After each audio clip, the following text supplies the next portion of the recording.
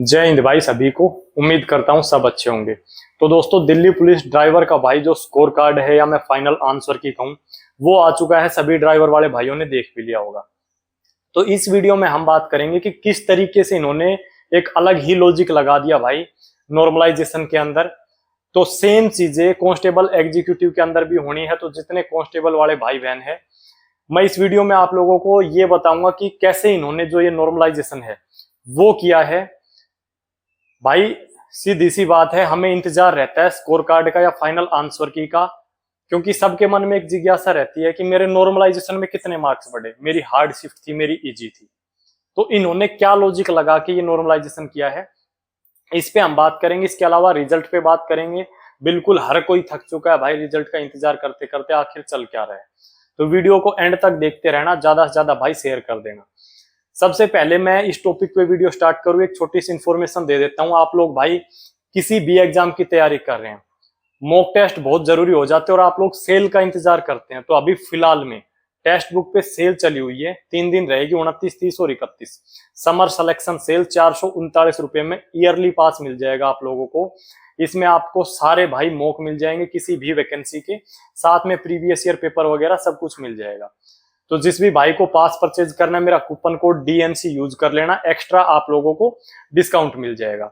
नीचे लिंक दे रहा हूं डिस्क्रिप्शन में, वहां से एनरोल कर लेना, जिसका भी पास ये हो कि हाँ भाई मेरा खत्म होने पे है। अब स्टार्ट करते हैं अपने टॉपिक पे बात। तो भाई जो नॉर्मलाइजेशन किया है, देखो ड्राइवर वाले भाइयों को तो पता चली गया कि किस तरीके से इन्होंने क्या किया है। मैं अब आपको बता देता हूँ। 3 शिफ्ट थी भाई ड्राइवर के अंदर। तीनों शिफ्टों में या तो पॉइंट में मार्क्स बढ़े हैं या पॉइंट में घटे हैं। वो चीज बिल्कुल सही है, कोई दिक्कत नहीं है, क्योंकि थोड़ा थोड़ा ही फर्क था एग्जाम में, ना के बराबर सा, मतलब इक्वल सी ही थी तीनों शिफ्ट। तो किसी में पॉइंट में मार्क्स घटा दिए और पॉइंट में ही बढ़ा दिए, बस इतना हुआ। लेकिन मैं जो कह रहा हूं अलग ही लॉजिक लगा दिया, या इसको मैं अब कुछ भी फॉल्ट कहूं या मिस्टेक कहूं। जो तीनों शिफ्टों में जितने आंसर की में हमारे नंबर थे, मान के चलो आपके 70 नंबर आंसर की में, अब रो स्कोर आया किसी भाई का 72, किसी का 74, किसी का 76, यानी नॉर्मलाइजेशन में तो पॉइंट में मार्क्स बढ़े, लेकिन रो स्कोर 4 नंबर किसी का बढ़ेगा, किसी का 6 नंबर, किसी का 1 या 2 नंबर। ये क्या किया इन्होंने भाई कि तीनों शिफ्टों में जिन क्वेश्चन पे नॉर्मलाइजेशन ये ऑब्जेक्शन लगाए थे, भाई किसी ने 2 क्वेश्चन पे ऑब्जेक्शन लगाए थे, यानी किसी शिफ्ट में 2 पे लगे, 3 पे, किसी में 5 पे, और एक 17 की सेकंड शिफ्ट थी जो तीसरी शिफ्ट थी, उसमें लगे थे 7-8 क्वेश्चन पे। होना क्या चाहिए कि भाई जब क्वेश्चन गलत होता है तब बोनस दिया जाता है कि हाँ भाई क्वेश्चन गलत है, तो सभी को उसका बोनस दे दिया जाएगा क्वेश्चन का। इन्होंने जितने क्वेश्चन पे ऑब्जेक्शन लगे थे, मेरी बात को समझना, इसमें क्या फायदा क्या नुकसान है वो भी बताऊंगा। जितने क्वेश्चन पे ऑब्जेक्शन लगे थे, जैसे मानो कि 3 क्वेश्चन पे पहली शिफ्ट में ऑब्जेक्शन लगे, तीनों क्वेश्चन के जो नंबर हैं सभी को दे दिए। दूसरी शिफ्ट में जैसे 4-5 पे लगे, सभी को नंबर बराबर दे दिया, यानी बोनस दे दिया। तीसरी शिफ्ट में 8 क्वेश्चन पे लगे, सभी को नंबर दे दिए। इसमें अब नुकसान क्या है वो सुनो। फाइनल आंसर की जब आती है तो उसमें क्या होता है कि जैसे मानो भाई क्वेश्चन करेक्ट था लेकिन आंसर गलत मान रखा था, बी होना था लेकिन सी मान रखा था। अब जिसने सी कर रखा है और बी माना गया, वो तो ऑब्जेक्शन लगाएगा। जब फाइनल आंसर की आती है तो उसको वेरीफाई करके, चेक करके और चेंज करके जब भेजते हैं आंसर की, जो फाइनल अपना स्कोर कार्ड है, फिर जिसका करेक्ट था उसको नंबर मिलता है।